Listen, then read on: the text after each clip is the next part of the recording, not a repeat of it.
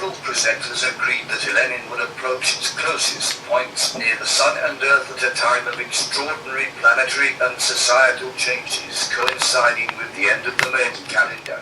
A number of anonymous whistleblowers. Then, as it gets closer to the Earth, August, September, it could erupt into the most spectacular object in the night sky close to the Sun inside the orbit of Mercury, because it's going to be closest on September 11th, and just that day alone should raise real eyebrows about the odds of that happening by chance.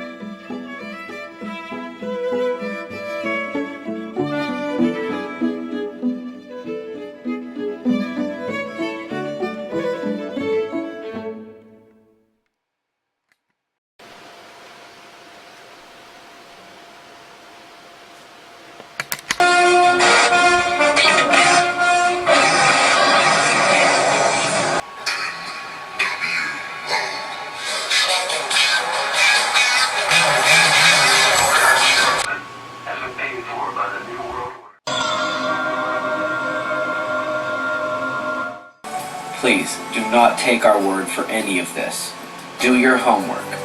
Make your own conclusions. For most people, the ELEnin journey began with the alignments.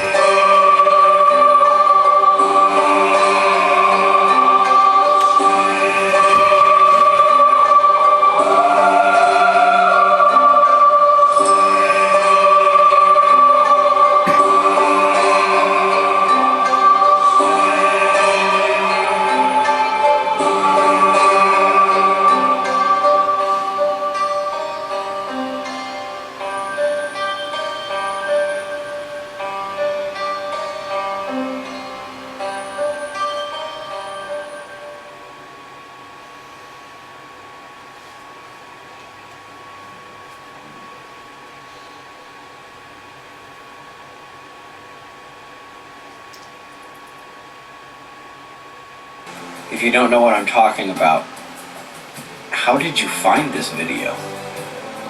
All we'll say is that you should go compare the major earthquakes and the alignments with solar activity. Solar Watcher's channel is essentially a comprehensive account of recent sun activity. It got weird for a lot of folks when we realized that ELEnin, the finder of the comet, has the most coincidentally prophetic name ever, even before you realize what he found and when it's coming. Here's the short version. ELEnin, his first name, is the name for a November meteor shower. If you break his last name into ELE and NIN, ELE is widely known to be extinction level event. NIN has had many speculative meanings, and you can look them up pretty much anywhere. Our favorite is a Sumerian meaning goddess priestess from the stars.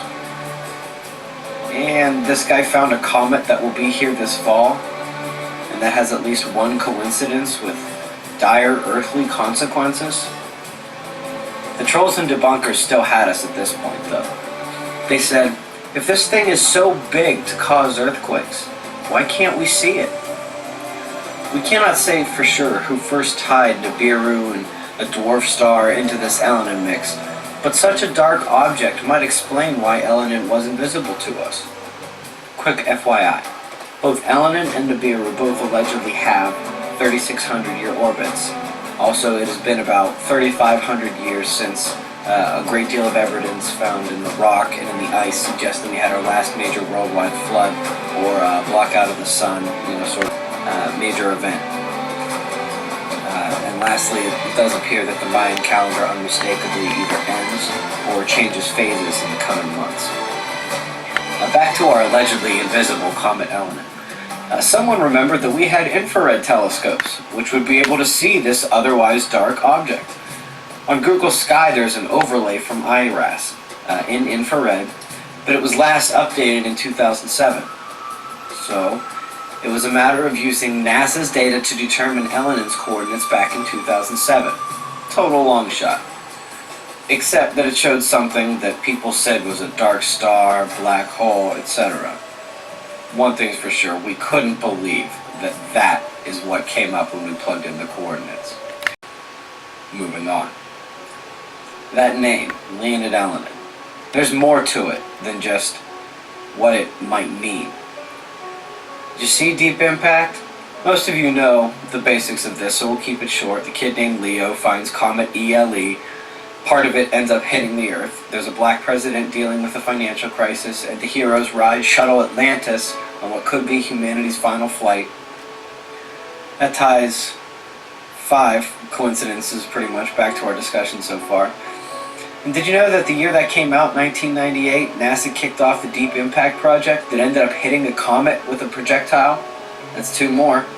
Thanks to MR2 for that last bit of info. In addition to the 3,600-year cycle, there is another numerological coincidence. ELEnin will be the closest to the Sun on 9/11. This is a minor coincidence, except that there is a twist to this element of the puzzle.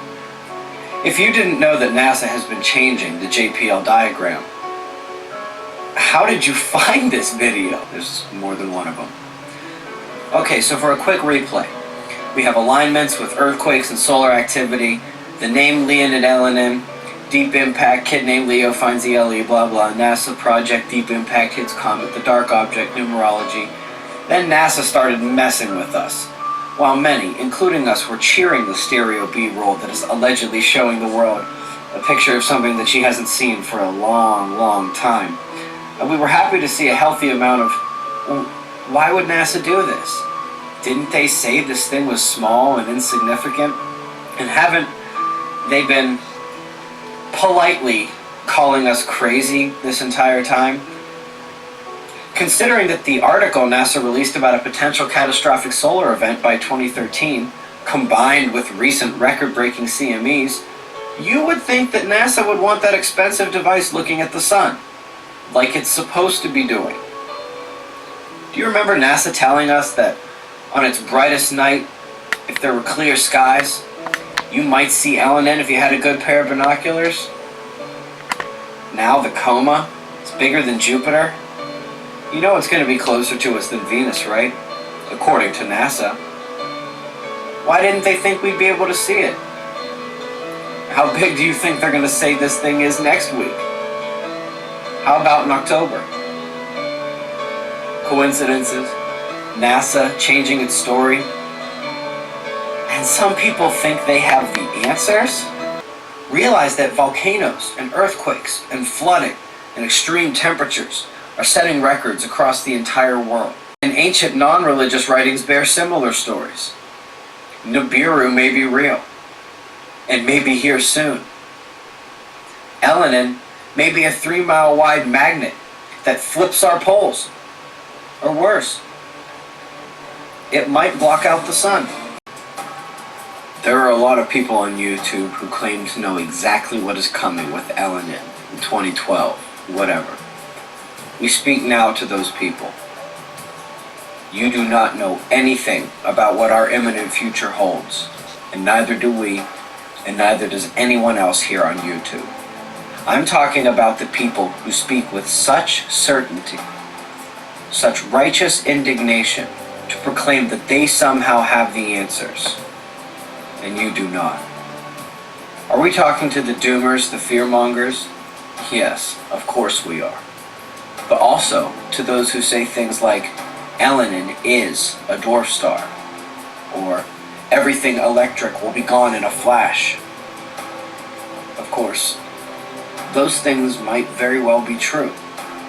But you have all noticed when a video crosses that line between offering a theory and making bold assertions about stuff they could not possibly know. You have all seen the comments that walk right past dissent and straight into hatred. At this point, your mind has already figured out the point we are trying to make, so we'll move on. Precognition, advanced warning of ELEnin, those are hopes out of our reach. But some things are not. We do have a lot of pieces to the puzzle. The following is what we believe are the most relevant ELEnin facts, accompanied by various speculations and theories that have been proposed along the way. This account is by no means an all-inclusive dissertation. All theories presented are theories, saying that the 25th is the day. You can watch it and choose for yourself.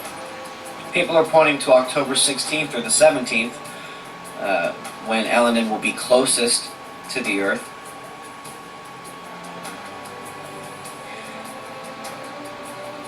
We tend to like October 28th or 29th, maybe the 30th. Now this is when the Mayan calendar either ends or changes phases or changes waves, whatever you want to say.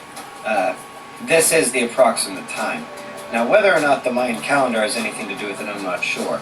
But I do know that when the Earth has alignments with the Sun and Jupiter or Saturn, or Jupiter and Saturn themselves, that's a ripe time for earthquakes, especially with these magnetic portals that we all know exist. NASA told us about them, and I don't think they're lying about those.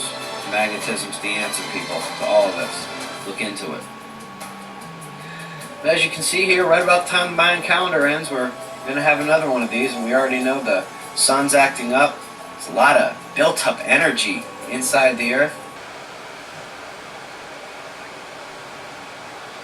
Okay, I have another interesting thing here to show you. It kind of relates to the ELEnin alignments. It's 2 days off, but September 27th is when we had an alignment.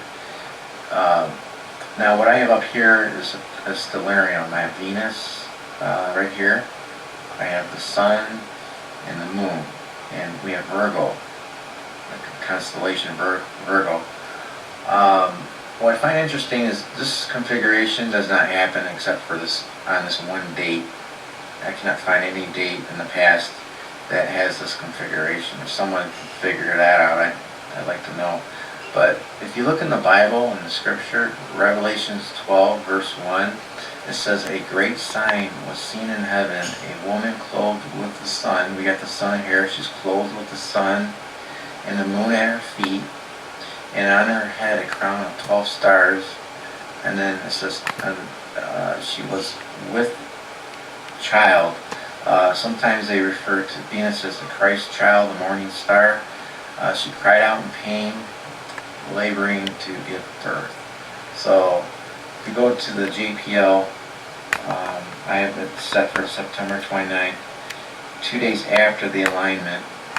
And that's that date where everybody thinks, well, a lot of people, I'm not saying everybody, but many people think that that'll be a pole shift, a physical pole shift.